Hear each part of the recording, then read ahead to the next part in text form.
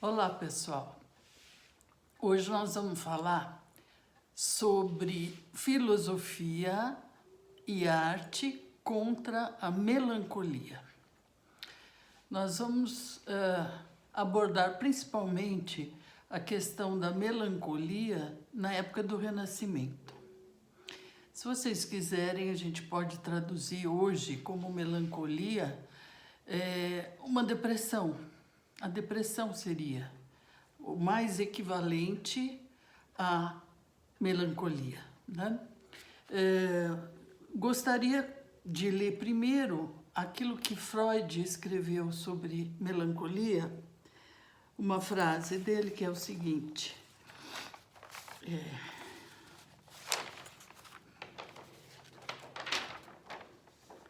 a melancolia se caracteriza por um desânimo profundo, profundamente doloroso, uma suspensão de interesse pelo mundo externo. É como se o mundo externo não importasse mais. Uma perda de capacidade de amar, inibição de toda atividade e um rebaixamento do sentimento de autoestima. Isso ele escreveu no livro Luto e Melancolia, né?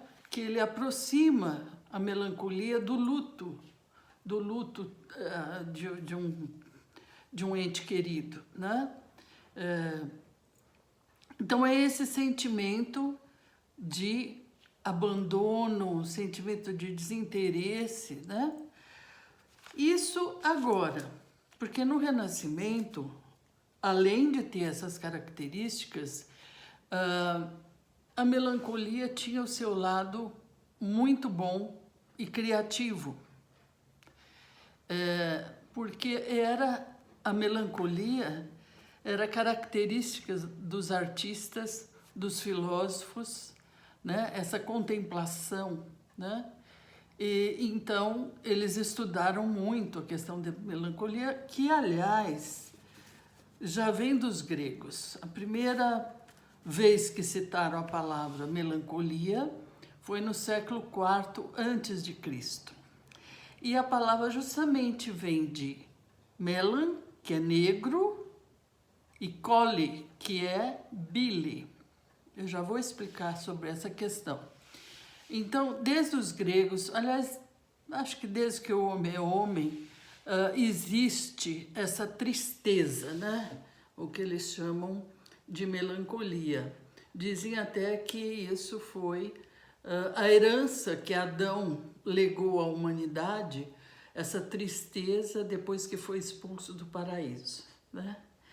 Mas no Renascimento, o Renascimento foi uma época de grande conhecimento, só que esse conhecimento era ligado à magia, à astrologia, ao hermetismo, que é o conhecimento secreto, né? A alquimia.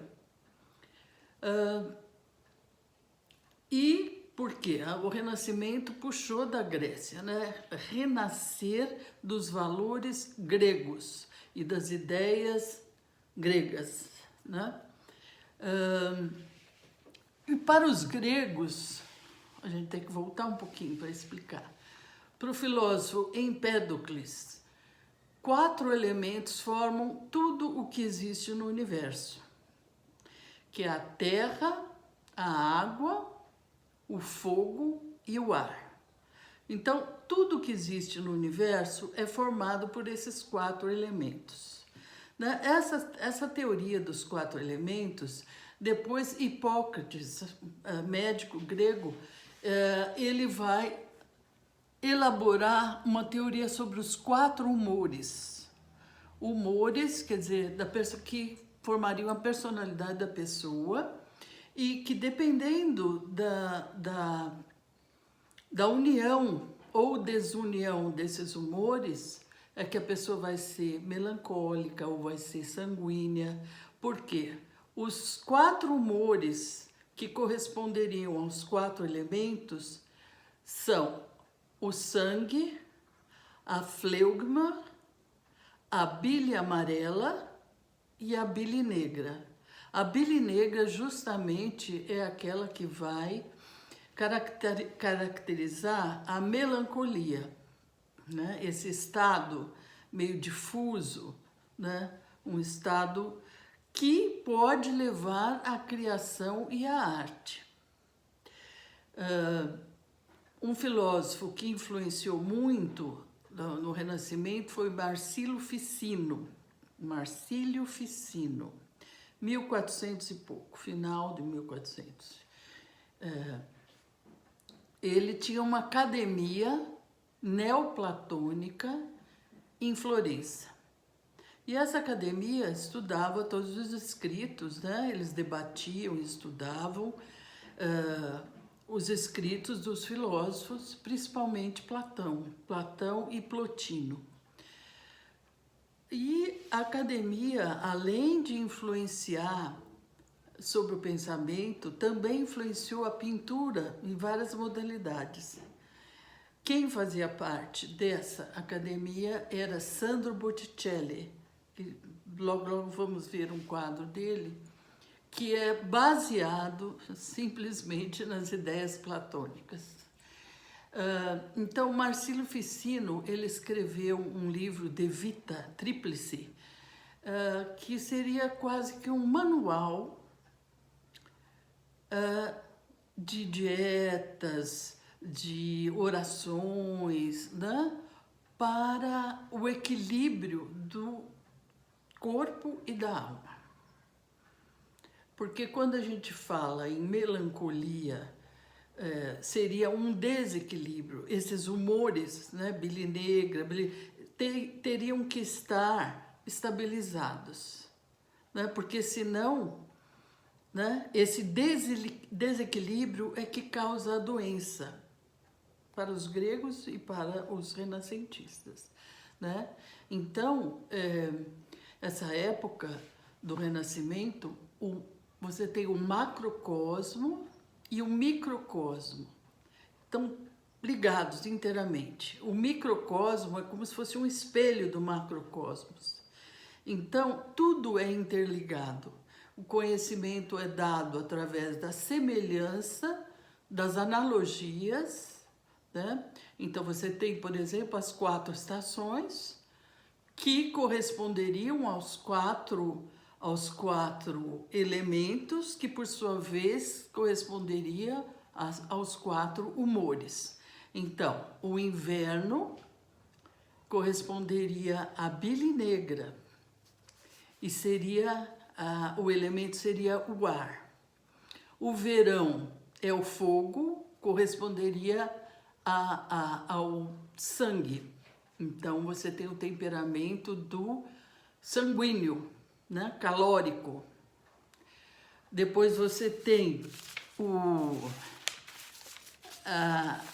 inverno, que seria, né, úmido e frio, que daria a fleuma, que daria o temperamento fleumático.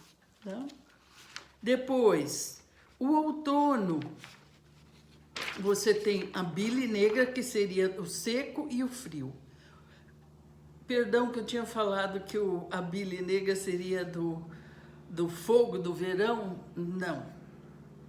Esse seria a bile amarela. E na primavera, que seria o sangue, seria o temperamento sanguíneo. Então, há toda uma similitude, né? Conhecimento por similitude, o universo inteiro é espelhado, né? No homem, que por sua vez, né, que contém todos esses elementos, esses humores, né, que estão espalhados no mundo, seria para o homem ser feliz e ser saudável, esses elementos todos teriam que estar em equilíbrio. Né?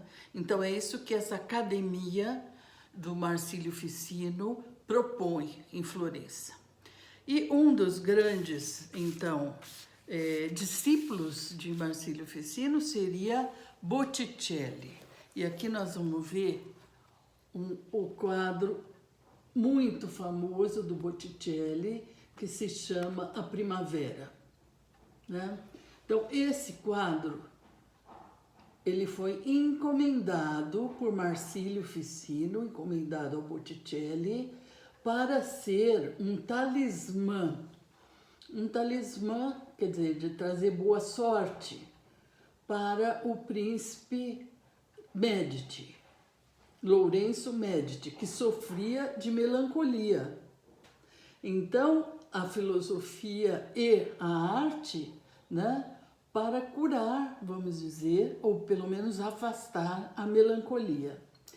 Esse quadro, que representa a primavera, existe uma simbologia muito grande, inclusive talvez um conhecimento aí hermético, que talvez a gente não consiga compreender tudo, né? Por mais que já foram feitas muitas análises, mas a principal coisa seria para combater a melancolia do Medici, né? Então nós vemos bem no centro Vênus, a deusa da beleza e do amor. Ao redor dela parece uma auréola, ela está no seu jardim, o Jardim das Laranjas, né?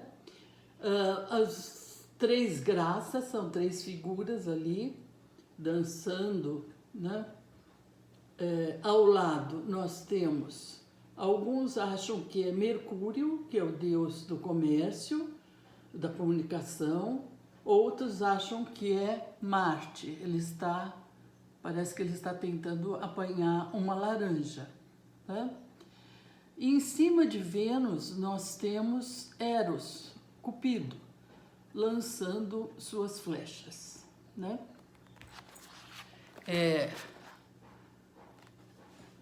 Depois nós temos, nesse canto de cá, essa figura azul, meia cinza, meia azul,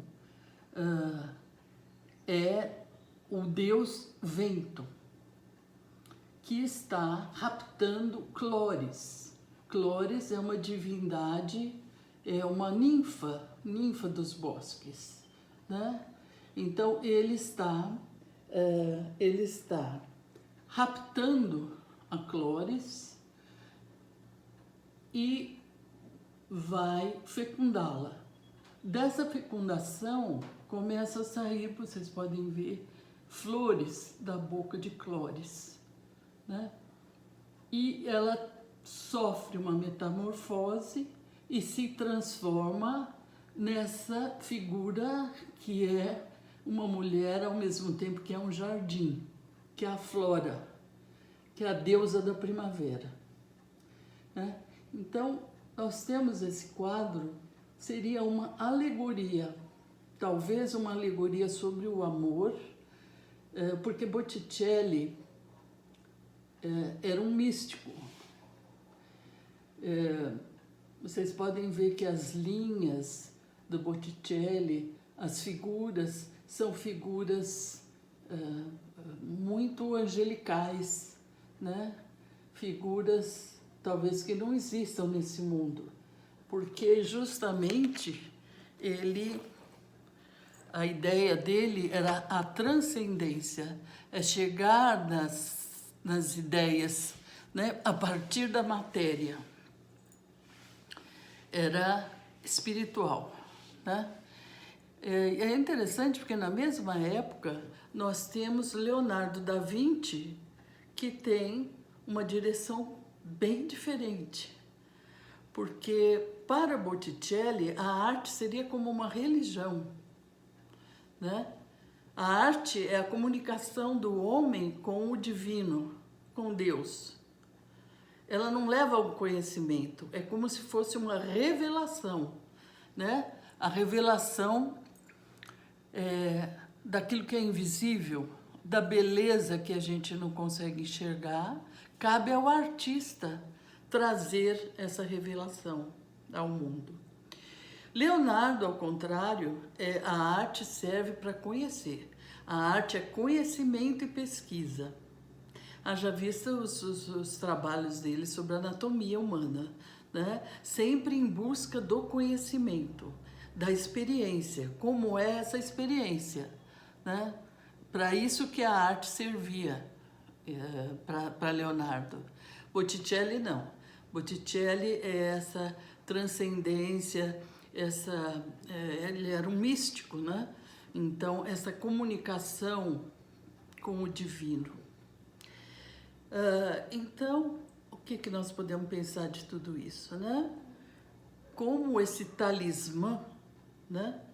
Que o Marcílio Ficino dizia que tudo a gente deve usar para afastar a melancolia, desde orações, né? Até usar de artifícios como um talismã que pudesse afastar esse perigoso humor que seria a melancolia, não? O tempo que a gente está vivendo hoje, de tanta tristeza, né? De tanto desânimo, né? Também, né? Um tempo melancólico que as pessoas estão sofrendo, estão, né? Sem se comunicar, sem poder se agrupar, né? E a gente não sabe por quanto tempo ainda vai ser assim, né? Então, quem sabe a beleza da arte, né, possa valer também hoje para que a gente afaste um pouco a melancolia da nossa vida. Obrigada. Até a próxima.